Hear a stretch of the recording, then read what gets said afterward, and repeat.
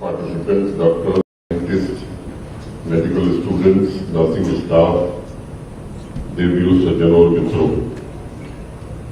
मुझे अत्यंत प्रसन्नता है 47वें national conference on blood transfusion के आयोजन में हिस्सा लेने के लिए। ट्रांसफ्यूजन मेडिसिन में वर्तमान ट्रेंड, प्रगति और भविष्य की चुनौतियों के बारे में चर्चा करने के लिए देश भर से ट्रांसफ्यूजन मेडिसिन स्पेशलिस्ट आज इस सभागार में इकट्ठे हुए। मैं आप सब जम्मू कश्मीर में हृदय से स्वागत करता हूं और उम्मीद करता हूं कि मंदिरों के इस शहर जम्मू में ये 3 दिवसीय कार्यक्रम निश्चित रूप से एक नई दिशा प्रदान करेगा। मैं थोड़ी देरी से आया, इसके लिए मैं क्षमा भी चाहता हूं।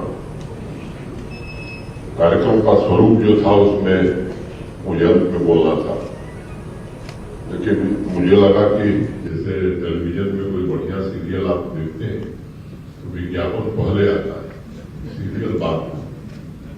तो मैं विज्ञापन के तौर पर ही उपस्थित हूं। मुझे लगा कि सीरियल का आनंद आप बाद में ले, विज्ञापन पहले ही देख लें ताकि आपको दिक्कत न हो। इसलिए मैंने आग्रह किया कि मुझे पहले ही अपनी बात करने का अवसर दिया जाए। अभी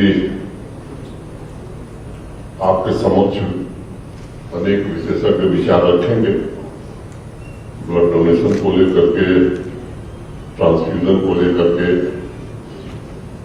यहाँ अधिकांश वे लोग उपस्थित हैं जो इंसान के जीवन को बचाने में अपना योगदान देते हैं और इस लड़ाई में सक्रियता से जुटे हुए हैं। आंकड़ों के मुताबिक हर चौथे व्यक्ति में से एक व्यक्ति अपने जीवन में कभी न कभी ऐसा समय आता है कि उसे ब्लड ट्रांसफ्यूजन की जरूरत पड़ती है। डॉक्टर रैना को मैं सुना और बताया भी गया।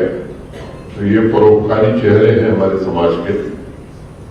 तकनीकी रूप से अगर देखेंगे तो पिछले 75 सालों में देश में हमारे और दुनिया में हेल्थ सेक्टर में बहुत प्रगति हुई, ऐसा लोग कहते हैं। मैं थोड़ा इससे भिन्न मत रखता हूं। हमारे देश में मेडिकल साइंस आज नहीं, बहुत पहले जब दुनिया के दूसरे देशों में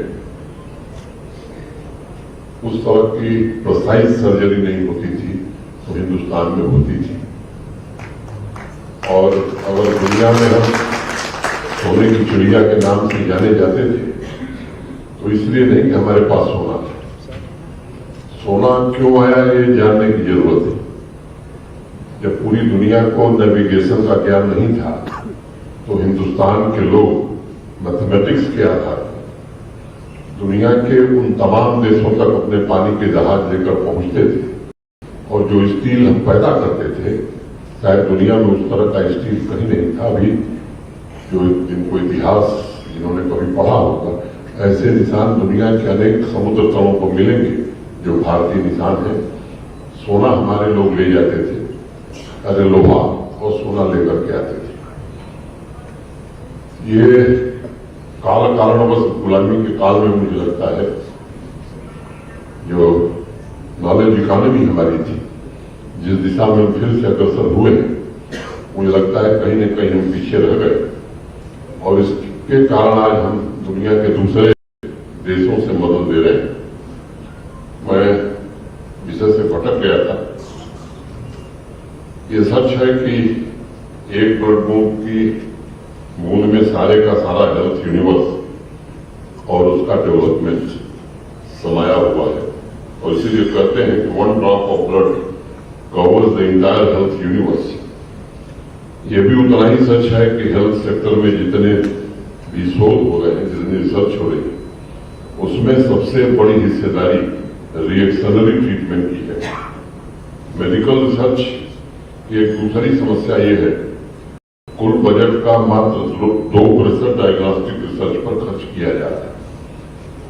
मुझे लगता है कि ये कॉन्फ्रेंस है या इस तरह के लोग यहाँ इकट्ठे हो और वक्त आ गया है कि हमारे देश के सामने जो चुनौती है, करंट हेल्थ सिस्टम को रिएक्टिव सिस्टम से निकालकर कैसे प्रोएक्टिव सिस्टम की तरफ हम ले जाएं और उसी हिसाब से हेल्थ बजट में भी परिवर्तन किया जाए, यह समय की आवश्यकता है। अभी जो एक पिछले 2 सालों में एक महामारी देश ने या दुनिया ने झेली कोरोना के नाम से, मुझे लगता है कि यहां बैठे खासकर ट्रांसफ्यूजन मेडिसिन के जो स्पेशलिस्ट हैं, इस सेक्टर से जुड़े जो स्टूडेंट हैं, उन सबको भी एक संदेश मिला है। तो भविष्य में ह्यूमन हेल्थ से जुड़ी चुनौतियों से निपटने के लिए हमें और अधिक डायग्नोस्टिक किट विकसित करने होंगे और इस सेक्टर में लॉन्ग टर्म इन्वेस्टमेंट पर हमें फोकस करना है। ब्लड ट्रांसफ्यूजन और इम्यूनोलॉजी से जुड़े बहुत से स्पेशलिस्ट डॉक्टर्स, स्टूडेंट्स देश के विभिन्न हिस्सों से आए। मेरे जाने के बाद यह जरूर बताया जाए, लेकिन एक बात मैं जरूर कहना चाहता हूं, जम्मू कश्मीर एक छोटी यूनियन टेरिटरी है, बावजूद इसके हेल्थ पर काफी विशेष ध्यान जम्मू कश्मीर प्रशासन का रहता है।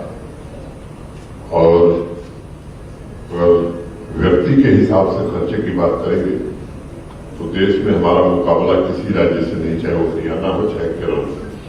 उनका जो हेल्थ का बजट है स्वाभाविक रूप से हमसे आबादी उनकी 2.5 गुना है, 3 गुना है, लेकिन एक व्यक्ति पर कितना खर्च होता है तो उस मामले में जम्मू कश्मीर काफी आगे है।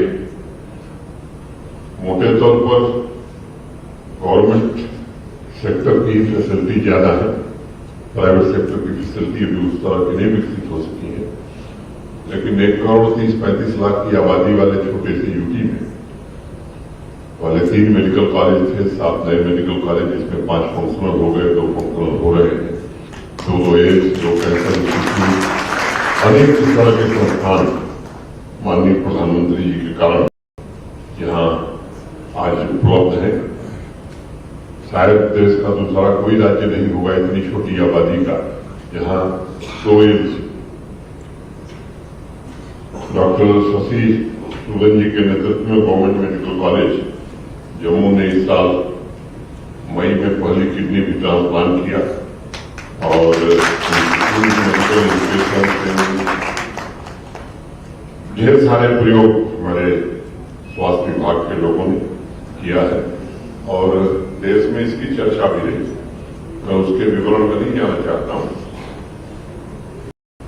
ये एक सर्वविदित तथ्य है कि हर 2 सेकंड में हमारे देश में किसी न किसी को ब्लड ट्रांसफ्यूजन की आवश्यकता होती है और इसलिए हमारे समाज में, हमारे स्वयं के चिंतन में ब्लड डोनेशन को कोई काम नहीं बल्कि प्रेम तथा परोपकार का प्रतीक माना जाता है और इसलिए मानवता अपने इतिहास में कभी भी पसंद या नापसंद से नहीं चलती, बल्कि मानवता चलती है उद्देश्य से, और वह उद्देश्य है दूसरों की सेवा।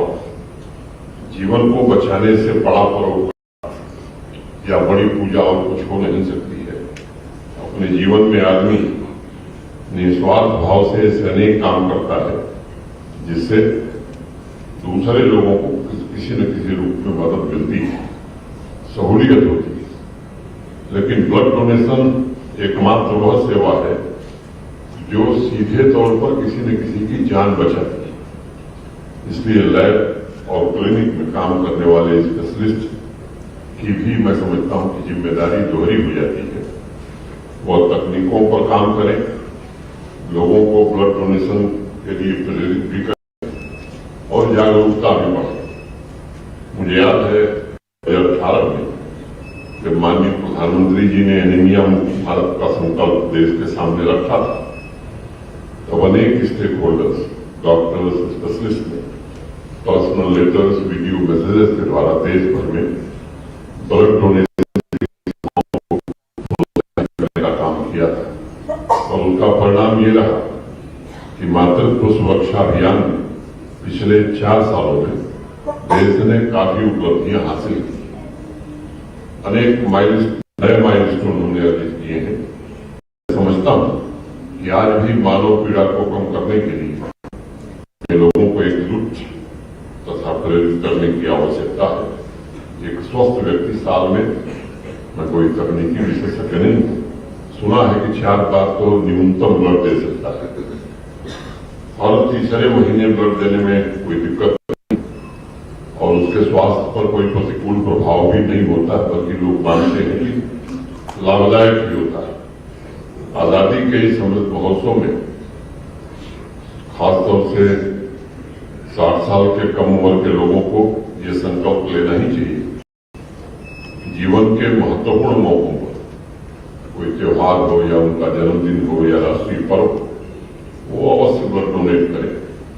दूसरे की जान से बचा सकते हैं और मानव जाति की सबसे बड़ी सेवा कर सकते हैं।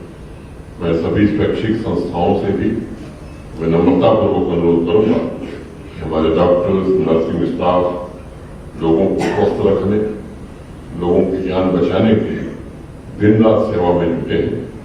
उन्हें आपके सहयोग की जरूरत है और आप सभी मिलकर ब्लड डोनेशन की नेक पहल के लिए लोगों को प्रेरित करें।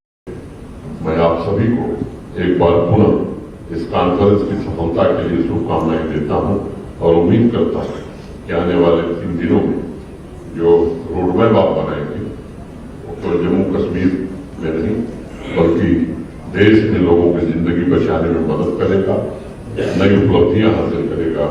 मैं फिर से आयोजकों के प्रति हृदय से कृतज्ञता ज्ञापित करते हुए आप सबको फिर से एक बार शुभकामना देकर अपनी बात पूरी करता हूं। धन्यवाद। सर, आपकी प्रेरणादायी